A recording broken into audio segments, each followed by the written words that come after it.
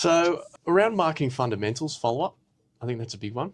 Most people are familiar with the concept of follow-up in marketing and selling, and if someone makes an inquiry, what do you do off the back of that and follow up? I feel that's a personality thing, the follow-up. Obviously, it must be done, but I feel like it suits certain personalities more than other personalities. For the introvert type, and we have had team members who are more the introvert, where they feel that the follow-up is along the lines of, I don't want to upset the customer. Well, in my eyes, there's no chance of a customer ever being upset because someone is eager to do business and eager to do Eager well to for solve you. their problem. Eager to solve their problem. Yeah, exactly right. And they've made the inquiry. So off the back of that, it's your job to do what you've got to do within reason and within what's fair to help solve that problem for them. I drive a Mini Cooper, and when I purchased the vehicle, I had the salesperson just contact me every month and then subsequently every 2 months, just updating me on new cars. And he and I would both know we just bought a car. There's no way we'll be purchasing another car. But the calls came in thick and thin anyway. Sometimes it was for servicing, sometimes it was for cheaper rates. And then when it came for us to upgrade a new car 4 or 5 years later, the lease is up, we wanted to consider another Mini. Guess who I was thinking of? That's exactly right. The first thing that came to mind. Yeah. And don't get me wrong, monthly calls when I'm working 9 to 5, I am annoyed, right? I just bought a car for you. What more do you want? Another car within 6 months? That's a great point. That's a great point. You can still be annoyed. Yeah, I'd still be annoyed, but I respect that this guy clearly cared. Yeah. And so, okay, he's the first person I'm going to call. It's a great point. It's a great lesson because you're right. People, they don't want to piss off. You don't want to piss other people off by being too persistent or being a nuisance or perceived as a nuisance. But at the end of the day, if you're putting yourself out there and you get in front of them, who are they going to think of? Yeah. It's the same when you see frequent ads on, like the same person running the same ads, whether it's a marketing agency or whether it's some other service provider. The same ads initially that might annoy you, all of a sudden they target you with the other ad, which is talking about the case study. They target you with the other ad, which has them, delivering the service, and you go, okay, well, as much as I'm irritated by this, you got to respect it. It sticks in your mind. I'm not sure if you're young enough to see back in the days when people used to watch TV, the Harvey Norman ads or the Bing Lee ads, the big electronic movers in Australia, where their ads are so obnoxious. They're so loud, bright flashing lights, and they dial up the volume all of a sudden, and you don't like them, but they work. Well, Frank Walker from National Tiles, there's one. Who's he? He's all over the radio. I don't listen to radio. Well, there you go. For those of us that are too old and do, So Frank Walker sells towels, and he had a loud voice. Oh, very loud voice. He's screaming about how cheap his towels are. Clearly, absolutely. Yeah. There's a new sale on every week. They're everywhere. And you just moved or moving homes, you will be moving homes. Yep. If you're thinking you need to renovate your bathroom, who will you be thinking of? Well, Frank Walker from National Tiles. Who go. Else? There's actually no bandwidth and capacity to think of another brand. He's accumulated it. True, market leader. There's a market leader in each segment, and he's a market leader in tiles. And there you go. I would love to see the numbers in terms of a cost per acquisition, and because his campaigns, I mean, they've been running for years and years and years. He's obviously spending a lot of money sponsoring a lot of radio stations, and that's it'd be very interesting to see the numbers. You wouldn't be persisting if it doesn't work. So that's a hard thing, and maybe you might be able to answer this more than others because you're the marketer. I'm not the marketer. I do marketing products, but there are certain channels where you simply cannot measure. Now, for example, this company does $1 million in revenue a year, and then they run an ad campaign, radio or TV, and the number may move up or may move down. How could you possibly know or attribute that ad campaign to the success or failure for next year's revenue? Only if they follow a certain call to action that you isolate within that particular channel. So let's say, for instance, it's a radio ad, and you ask them, okay, well, visit www.whatever.au and put this code in. Or go and download this free report that we've provided on this site.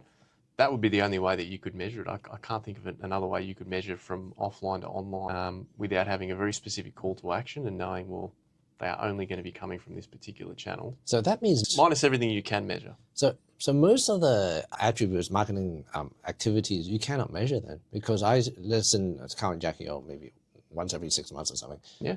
And they will have ads. There's no way that they will know that me hearing an advertisement there has led me to walk into their stores. Yep, and it's a frustration of a lot of marketers. Yeah, fascinating. Yeah. Fascinating. So as a marketer, and you'll be talking to owners of businesses all the time, what would you say to them? Well, we start with things that we can measure. Mm. Yeah. So we're always running things that we can measure to begin with. The types of businesses I work with aren't those large enterprises where they can afford to just set a budget and go, okay, well, we're going to allocate 60% of it to TV and 20% of it to online and that kind of thing. So we're only doing things that we can measure. I guess it's no surprise then that I read on an article once that of the C-suite executives, CEOs, CFOs, CMO, Chief Marketing Officers, and the other C-suite officers, the position that tends to have revolving chairs where they release them very quickly and hire very fast as well is the marketing officer. Their role is the most in peril out of all the chief executive roles. Yeah, yeah. Well, they're the scapegoat at the end of the day, but they are the scapegoat. But they are responsible for business development and they are responsible for attracting customers. So at the end of the day, if the numbers don't stack up, who else can we grab? We may have selected the wrong career choice. potentially, but you know, it's a performance game. I mean, everything is measured by performance at the end of the day. But I have no doubt that your stats are spot on with that because certainly the larger companies that I've been in, the CMO has been the one that's been, you know, revolving door or churning very frequently. Interesting. Expectations from chairmen and CEOs and business owners will always be high. We just want more growth, and if it doesn't deliver, they're not going to release the financial officer, are they? Probably not. Probably not. Yeah. At the end of the day, I mean, look, the person in charge of the marketing budget, they're the ones that allocate where it goes, and they're the ones making the big decisions on. Yeah. So very tough gig. I think so, definitely. Yeah. Are you going to ask me what I'm drinking? I am. What is that? I thought it was bone broth, but you're indicating it's something else. No, it's cacao powder. Cacao powder. Yeah, cacao powder. Mixed with water? Mixed with water. Okay. So that's different. So from a couple of weeks ago. But hang on, but it's not a hot chocolate. No, it's not. There's no sugar in it. Okay. So cacao powder is purely for antioxidants and a range of other benefits for brain health. I determined a couple of days ago that purely drinking water just by itself is a little bit of a waste because the amount of nutrients a person's body needs in order to be a high-performing individual, drinking water is a waste when you combine it with cacao powder or green tea or apple cider vinegar or any sort of berry type of juice or powder. Interesting. These are all low-sugar alternatives and options, but helps you put in vitamins into your body naturally without needing to pop pills. That's very smart. Yeah. I like that. How many a day are you drinking? So I drink 2 tablespoons of cacao powder. I drink half a tablespoon of green tea powder.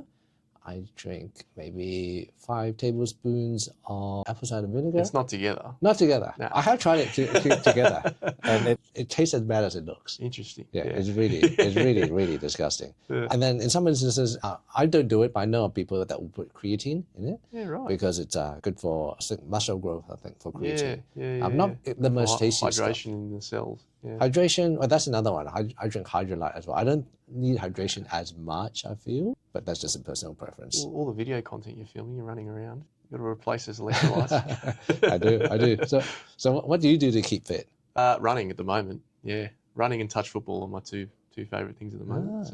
Okay. What distance? Only about 5Ks at the moment. This is not far, but it helps keep the joints in check. I've had knee surgery previously, so I try not to overdo it a little bit. Yeah. So I try not to overdo it a little bit, but I do want to increase that to probably between about 7 and 10Ks. But we're working on it. I've read that running backwards is great for knees. I've heard that too. And I've done it myself. So a couple of years ago, I started to get achy knees, age, everything. Running basketball tends to wear it down. I hate doctors because the moment you see a doctor, they always choose to elect to do surgery. And I don't want operation because it wasn't nearly as bad as it is.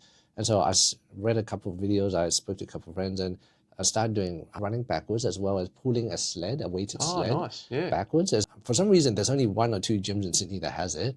I don't know why this is such a hot commodity, but the ones that I did went to, it was brilliant. Over the course of 2 weeks, all knee pain gone. You're joking. Yeah. It was 100% gone. So better than any pill, better than any surgery. Yeah, to this day as well. To this day, I would pull a backward sled. Maybe I haven't done it in a while, but maybe once a month. Yeah. Just to keep up the muscle. And wow, what a big difference that makes. You could probably buy a sled, I reckon. I've seen a few online. If you go down to a park, you could probably. I wouldn't know where to put it. Yeah, true. Yeah, you put it outside, you'll get rusty. You put it inside, it'll be a bit